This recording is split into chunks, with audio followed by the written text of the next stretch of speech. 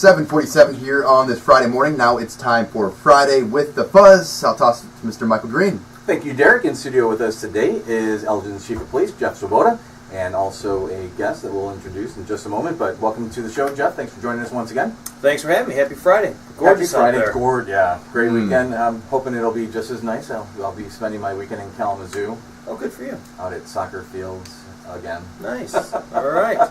It'll be good. Want to start with busy week once again, although not all that busy, but another homicide. Third of the year? Yes.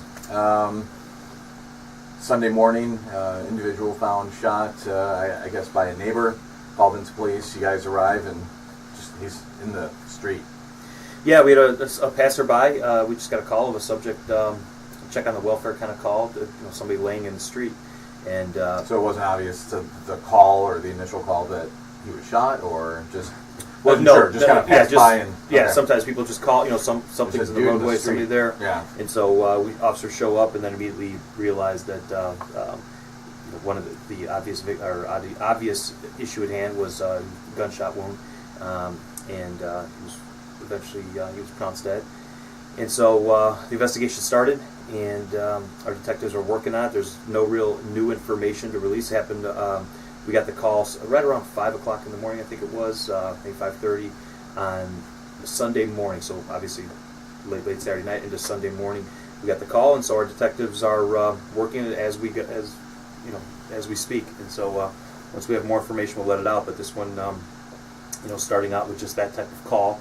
At the very beginning, at least, not a lot of witnesses at that time. So, starting with neighborhood canvases, talking with people who last seen the victim, associates, that type of stuff. So, working it as we go, and hopefully we'll have more information in the coming, days, weeks. So, with not much to go on, 1100 block of Sherwood Avenue, 5:30 in the morning. You guys are actively seeking information. A couple different ways, right? Major Investigations Division, you can contact them directly, 847-289-2612. Also, Crime Line, 847-695-4195, or by texting 847-411, Elgin PD at the beginning. So that gets routed to you, so it gets scrubbed, right? Yeah, and then you get that information. Exactly. So many ways, and then obviously the website. Through social media, we've had people who contact us and say, can somebody call me, and just keep it very vague, and then we have a detective call. So there's a lot of different ways. Social media, not public posts. Exactly. Yeah, you can direct direct messages, and so a lot of different ways. So we're always asking for some assistance. Sometimes people might know a little bit of information, but think it's nothing, or something happened days before, or when an incident occurs. So anything we have involving that you think might just be interesting, and it turns out to be nothing, that's fine. But we sure like to talk to anybody who has any information. Is that kind of how an investigation like this, with so little to go on, is that what you said, like you're kind of canvassing the area, going door to door, is that kind of how it starts? And then are there cell phone records that can be everything. Oh yeah. It takes on, we have lead investigators that obviously lead it, but there are, just about every detective has some type of role in it. Sometimes it's, everything from social media sites of different people, friends, associates, that type of stuff, to phone records, you name it, we get it. It's seldom do we have a case where there's not some type of involvement, especially once a case is broke and we're able to make an arrest, that somebody didn't come forward and give some information. And so, we preach, or especially I preach about community involvement and making sure the public knows how to get in touch with us and knows people within the police department that they feel comfortable talking to us. Because it is that important. Those are the facts and the information that once we get, we're able to many times lead towards an arrest. So, asking anybody to come forward and if they have any information at all. You had an active shooter drill that took place at one of the high schools, right? Middle school. Middle school. Kimball, yeah. Mm-hmm. Can you talk about that a little bit? Because I know you posted about that a lot. Did you get a lot of phone calls saying what's going on over at the school, or? No, we didn't get. I don't think we got a lot of those because we were advertised people, the heck right? Hundreds, yes. Yeah. Hundreds of first responders, and then a couple hundred role players. So it was just first of all, it was a drill that many people have come forward and said, geez, I wish we didn't have to do those types of drills. Do we really, and unfortunately in this day and age, we do have to work on those types of things. Just saw what happened in down south 2 nights ago inside a church. I mean, it's obviously it's unfortunate that we're living in a world where we have to do those things, but as a police department we have to be prepared. And so we've got a great relationship with U46, and our the one person who really made it happen, well, from the police side, was Jim Lally, our tactical response team commander. He's just been fantastic with the team, and our team is just top notch. A lot of it due to his leadership. And so we've put together this program we've been doing it for probably. I remember, in fact, one of our discussions was we did one at ECC probably. I remember, I think I was a sergeant at the time, and maybe it was 12, 13, 14 years ago. And just amazing how it's changed now to the information we have, to the technology we have. And so the way we work with our fire department is fantastic. And so Dave Schmidt from the fire department side and Jim Lally really put this together. Again, hundreds of people, police, fire, hospitals, Flight for Life came out. And so everyone was working through to see how, when an incident like this happens, how would their process work? How, at what point would they be overloaded? How would they get more resources? So it was and then after the fact, you review the whole process. Oh, yeah. Find any bugaboos or any issues that may have come up that didn't go as you would have hoped, right? And absolutely. And every year there's some. Yeah, last year there was some. And our fire department's really been working with our police department and have just really increased, their response. And there's actually, we started working on inserting the fire department into what we call, the school's not safe yet. It's not completely, secure. And so, but we have areas where we can at least get the fire department in where we think at least that area is safe. In our fire department, we get them in to get the help to the victims much quicker. And so we've been working that through. And last year there were issues with it, so we changed some stuff. And then it went better this year. But there's still issues with how we do, how we communicate, terminology, the things we say, the things they say, and make sure we understand. And so, but that's how you learn. It's through situations like this. And so people can follow it on Facebook. Big thank you as well. We had one of our police photographers out there, and he was out there. He captured the entire scene, inside, outside, the debrief beforehand, and so we were able to get a lot of that information out so that the general public can see all the different things that were going on. But thanks to U46 and then the police and fire worked very well together. So it was a great training for an incident that we hope never happens, but need to be prepared for in case it does. Incident. Speaking of weather, right, is becoming nicer and. To kind of shift over, we've got Animal Control Officer Matt Ciesielczyk. Yep, you got it. Perfect. Whew. Nice. It's a rough one. I've been practicing it in my head since I haven't heard a word you said. Don't mess this name up. Ciesielczyk. But we want to talk about Too Hot for a Spot, and I know you kind of focus on the animal aspect of it, but parents were oftentimes. I can remember. I'm not going to lie, being a young parent, and I'm just going to run into the grocery store real quick and grab something, and I'll leave the car running with the air conditioning on. It's 90 degrees outside. I don't want to take my 3-month-old son out of the car and wake him up and everything.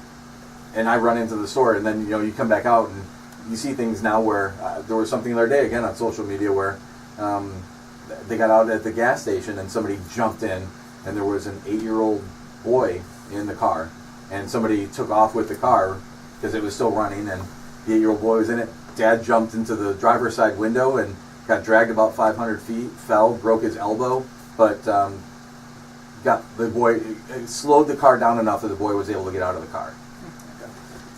Happens unfortunately all too often. Yeah, people I'm just going to leave the car running for a second. I'm just going right here. Yep. I can see it the whole time. Mm-hmm. Yeah, exactly. It's not really going to help, but I was talking to you earlier. I spent a lot of time going to different retailers and visiting for my full-time job, and oftentimes I'll be in the parking lot afterward typing up my summary of my visit, and I look up and there's a dog sitting in the car. Windows are open, cracked a little bit or whatever, but it's not really safe, is it?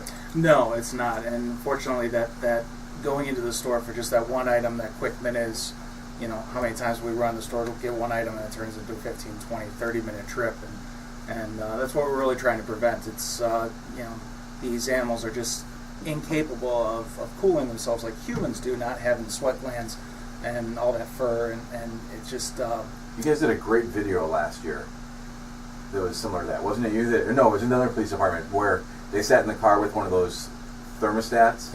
Yeah, there's a couple different. You guys posted it. You reposted it on your social media page. Yeah, and it's pretty interesting to see, how quickly the temperature can actually rise in the car, even if it's parked in the shade with the windows open. Some common myths, and it really doesn't help cool the car at all. The car is sitting in sunlight, and especially with a dark color interior, it's going to heat up, and it's going to heat up quick. you are going out and about, and you're talking about this in the community. Yes. Yes. You have a great little. I've got something you supplied me last year, and you brought one. I think exactly the same, only bigger. A little bit bigger. Temperatures don't change that much. Temperatures don't change. So you know, with the aging of the year, the eyesight might be getting a little bit worse. Right. So a little Well, bit you have no idea. 75 degrees is the high today. So on your chart, within 10 minutes, a 75-degree temperature outside is going to be 94 degrees inside the car. It's pretty warm. Yeah. I mean, I start sweating pretty profusely at 94 degrees. I'm Absolutely. sure we all do. Absolutely. And here's a pet that doesn't sweat. Yeah, And it they does do it by panting, right? Correct. They cool themselves through their mouth, drawing that air across the sweat line. The moisture in their mouth helps cool them. So, and the nice thing is we have the ability, if we're in that situation, to open the door and get out, and they can't. Yeah. So that's we try to educate as many people, and we had great response last year. Being our first year last year, we had a lot of calls from people saying they didn't know that it could be so dangerous to pets, and until they saw flyers from the program and were educated, and we definitely had an increase in numbers of calls, and luckily, at least during my time in the department, we haven't had any calls where it was a fatal incident with an animal in the car. So. How do you get the word out? How do you raise the awareness of the public? I mean, what types of steps are you doing to get that word out? I mean, just walking parking lots? That's an option we had thought about. We do attend community meetings and do educational programs there. I know we meet with special clubs. I know I just met with the Kiwanis of Elgin recently, had a little informational with them. Last week we got assistance from the CPAAA and the Police Explorers, and we distributed posters to we attempted to distribute to every single business in town, which was quite an undertaking, and then through things like this, the radio show, newspaper, articles, stuff like that, we just try to get the word out there the best we can. That's why we appreciate being able to come on shows like this, because I mean it's these temperatures are crazy. 90 degrees outside in 10 minutes, it's 109 in the car. Mm-hmm. I don't know if there's what's the equation, if there is one, mathematically to convert that. But I told you the other day I was sitting and it was like 70 outside and I was warm. I had to turn the air on in my car, and it was 70 out, but I was sitting because of the sun. It just got so hot in my car. Right. And the car is part of it, but also it's the windows. The and people. Right? You're right, and that's I'm saying that whole area around the car and in the car, but also people who just leave their dogs out all day. Yeah. No shade, tied up to a small area. Oh, they've got 5 feet to walk around. The sun then shifts. Give them a water bowl. Right, give them a water bowl, but they tip it over. The chain tips it over. So actually, Matt, maybe you can talk about that. What people should do if they see that, or in kind of our response on those types of calls. Absolutely. Again, summertime with that, anything like that, under the letter law, a dog really needs to have access to water and shelter anytime it's outside. So even if your dog's out for 20, 30 minutes, it has to have some way to be able to shield itself from the weather, whether it be rain, sun, snow, what have you. And it really should have access to water at all times, not just to help cool it. But anytime you see anything like that, a dog being left out excessively long time, especially without that water or shelter, they should call the police department. We'll go out and check on the welfare of the dog. So something else recently, just about walking your dog. Something else I hadn't really thought about. If it's the pavement's too hot for you to walk barefooted or anything, think about your pet that doesn't have shoes, obviously. Right. Because those paws, the pads, are basically like walking on the pavement with your bare feet. Yeah, and they can burn. Yeah. And the difference is, Matt just announced before we went on air that his dog actually does have shoes, though. Remember? So no, I think he said no. The boots. The boots for the winter time. We didn't go that route. But yeah, it is something that it's just sometimes you look at it and say, why do you have a dog? I mean, if you're not going to allow it to, at least be comfortable, be able to, have water, shelter outside. You go to work and leave your dog outside all day, and it's getting 90 degrees, and they're tied up, to 5 foot worth of chain. I mean, your neighbors don't want to hear the dog bark all day. It's not fair to the dog. So it's just thinking those things through. And if your neighbors are acting that way, and you see your neighbor, abusing your pets, by all means, give us a call. We've got between Officer Rogg and Officer Ciesielczyk. I mean, they're very proactive, care about the animals, all animals in Elgin, and so we will do what we can to help protect the animals that need the protection from their owners. I think you said it best, and I think that's probably all animal owners, right?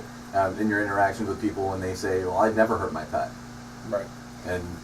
And they, it's an educational. They don't realize that they are hurting the pet. It's one of those things like, well, like you said, just for a minute you left your child in the car or whatever with the air conditioning on. But that's a good rule. I feel bad about it now. Well, but that's a good rule of thumb. If you wouldn't, do that to your child, if you wouldn't put your child outside, in the direct sunlight without some way to access shade or water or what have you, and just leave it there, or you wouldn't leave your child locked in the car with the windows rolled up, in direct sunlight for a while, then it's not a good idea to do it to your pet too. So. A couple quick hits before we finish up, Jeff. You had some Special Olympics news you wanted to bring up, and also the river cleanup tomorrow.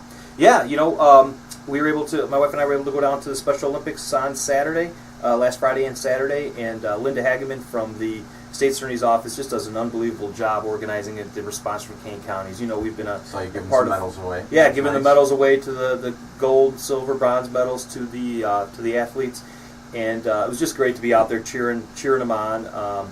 And so, Kane County and specifically the Elgin Police Department, we've talked before, Anna Lally, Tom Bullock really kind of heading up from the police department, but, from Cop on Top to Polar Plunge, the Torch Run, raising a lot of money. And at the event, we were able to donate $4 million, not Kane County, but through the state. Lisa Madigan was there, and we were able to give the Special Olympics of Illinois $4 million from law enforcement. So thanks to all the listeners who, as they were going through Dunkin' Donuts, who helped sponsor us and give money. I can tell you the smiles on these kids' faces and the videos that Linda Hageman's been posting or will be posting, and the pictures. It was my first time down there, but I already said we'll be down there again next year because it was just a fantastic event. And so law enforcement, I was there with state police officers, other Kane County officers, and it was just a great event. So that was good. And then tomorrow morning is a river cleanup. Rick Demir, downtown officer on the day shift, just realizing that the river was looking a lot of litter, and he said, let's do something about it. And so he's organized, along with the group is Friends of the Fox River, and was with some people on a mayor's walk the other night, and they were talking about they're part of this committee. They clean the river up. They have these events, if not annually, at least a lot. I'm not sure how often they're having them, but Rick Demir kind of headed up this one, and so. It's just nice to see another example of an officer stepping up and doing something that doesn't have anything to do with being a police officer, volunteering his time to make the city of Elgin look nicer, the river be more appealing to as people are jogging by or riding their bicycle by. So just kudos to Rick, and I'm going to be out of town, so I'm not going to be able to be there, but I'm sure they're going to have a great turnout for the river cleanup, so very proud of if somebody sees them out there, can they jump out and ask if they can help? Or? Absolutely, and I think he's having people, and if you go to our Facebook page, and we'll advertise it again, but Rick Demir, you can send emails, and I think he's asking people to show up, and I don't have the time in front of me, but I want to say it's about 8 o'clock in the morning. People can just show up and help clean up. If you only have a half hour, that's fine. You don't have to stay all day, but I think it goes from like 8 to noon. And it's just a nice event for to get Elginites out there together and make the river, obviously one of the jewels of Elgin here, is clean it up a little bit. And Matt, we talked about it before off air, but also you guys had the fishing line. Yeah, we developed a program this year and implemented. Our Public Works is presently installing monofilament fishing line recycling stations. I think we have 11 of them going in up and down the Fox, and then one at Hawthorne Hills Nature Center. So it was a great program. We had an incident in January where a duck was stuck in the river, tangled up in some fishing line. The fire department had to come out and rescue it, and drew quite a crowd. Fortunately, though, we were already aware of the issue. We had already been working on it for several months trying to implement this program, and we got the PVC material to build the units donated from Columbia Pipe and Supply, and some painting donated from All American. We partnershiped with Illinois Department of Natural Resources. Captain Brett Scroggins from Conservation Police was assisting with us, and Police Explorers helped assemble the units. It's just been a really great community effort, and it's the nice thing is it reminds everybody to properly dispose of the fishing line, gives them a means to do so, and then we're actually sending out the fishing line to be recycled. So it'll be turned into something else that'll be useful, and so we're helping the environment and helping the community and keeping it clean. So. Great. Well, I'd like to thank you both. So many things going on, and especially with that. And just last, in case you wake up and you find a door hanger either on your front door or on your car, we're passing out some things that say if you like it, lock it. It has the Elgin Police Department and some burglary prevention tips, because every year June is the #1 month for amount of burglaries that occur, specifically burglaries to motor vehicles. And the overwhelming majority of those are just people leaving their doors unlocked. So please, especially this month, we're really hammering it. Please lock up your, roll up your windows, lock up your car doors, even at night when you think you're coming back out to the car, because then you sit on the couch, you realize, I'm not going out tonight, and then the car was left open all night. And we got people who are just out there at nighttime walking around checking car doors and stealing our stuff. So let's all be proactive. Leaving the garage door wide open all night. Exactly. Yeah. Love it. So be careful with that. So keep the windows rolled down for the dogs, or don't bring them, and keep the garage doors shut for the burglars. So we're hitting it on all ends. So thanks again for allowing us the time to come here today, and thanks to Matt for all the things he is doing with Animal Control, and it's just a lot of good stuff happening. Chief of Police Chief Swoboda, thank you for joining us. Matt Ciesielczyk from Animal Control. Thank you. Thank you both for being here, and you guys have a great weekend. You too. You're listening to AM 1410, WRMN. And Elgin.